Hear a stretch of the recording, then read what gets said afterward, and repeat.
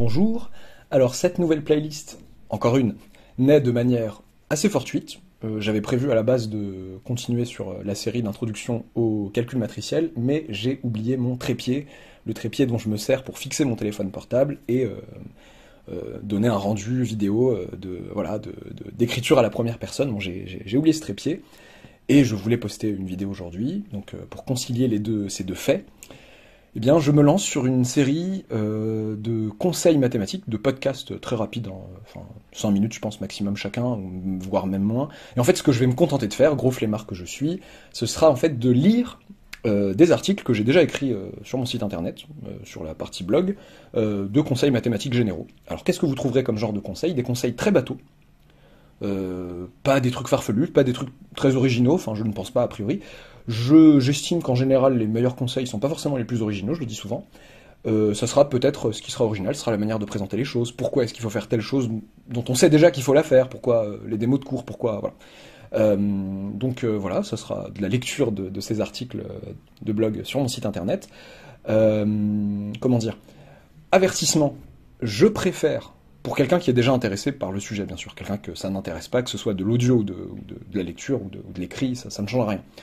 Je préfère à choisir, si une personne me laissait choisir pour elle, si elle devait écouter ses audios ou lire les articles, je lui conseille plutôt de lire les articles, et en général de faire ça.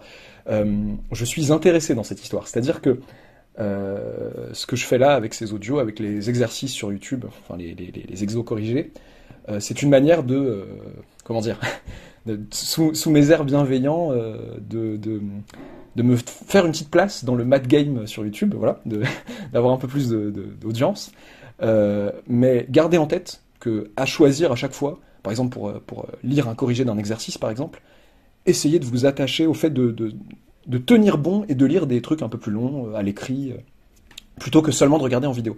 Après, bon, bien sûr, ça peut atteindre des personnes qui auraient flemmardé et dont il vaut mieux qu'elles écoutent ou qu'elles regardent en vidéo plutôt que de rien faire. Mais à choisir, faites ça. Plutôt l'écrit que l'oral, plutôt l'écrit que la vidéo. Si vous regardez des vidéos, ça peut être très bien, hein, mais ne le comptabilisez pas forcément dans votre temps de travail. J'ai beaucoup plus d'exemples en tête de personnes qui enchaînent les vidéos et qui disent «Ah, c'est bon, j'ai l'impression d'être calé sur tel chapitre» et après, boum, ODS, bah non.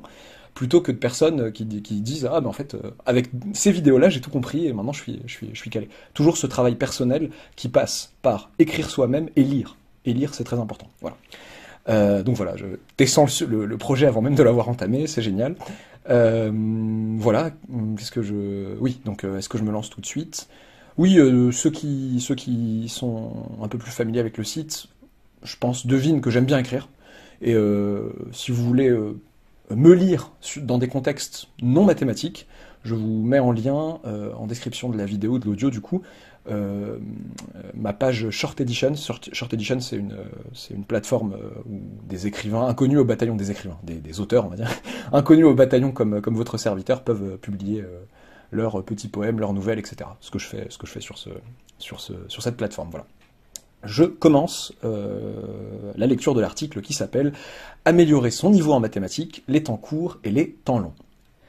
Au cours de son perfectionnement mathématique, l'élève doit veiller à cultiver deux modes temporels bien distincts, aux utilités complémentaires. D'une part, l'échéance des examens, concours, baccalauréat, etc. exige de lui une préparation sur les temps courts, à savoir s'entraîner à l'efficacité de résolution en temps limité, efficacité sur laquelle il sera d'ailleurs noté. Dans ce mode d'entraînement, il sera par exemple préconisé de ne pas rester trop longtemps sur une question ou un exercice bloquant. Au contraire, après un temps que l'élève se sera fixé au préalable, il pourra consulter un corrigé ou des indications s'il y en a. Aiguiser ainsi sa plume à la performance en temps limité s'avère primordial d'un point de vue tactique.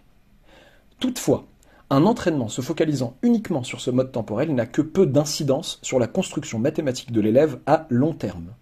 Pour se constituer un bagage mathématique solide, pour semer efficacement les graines d'efforts dont l'aisance sera le fruit, l'élève doit, parallèlement à son entraînement en temps limité, laisser sa part au travail acharné. Autrement dit, choisir occasionnellement un exercice très difficile et se dire « cet exercice-là, je le fumerai.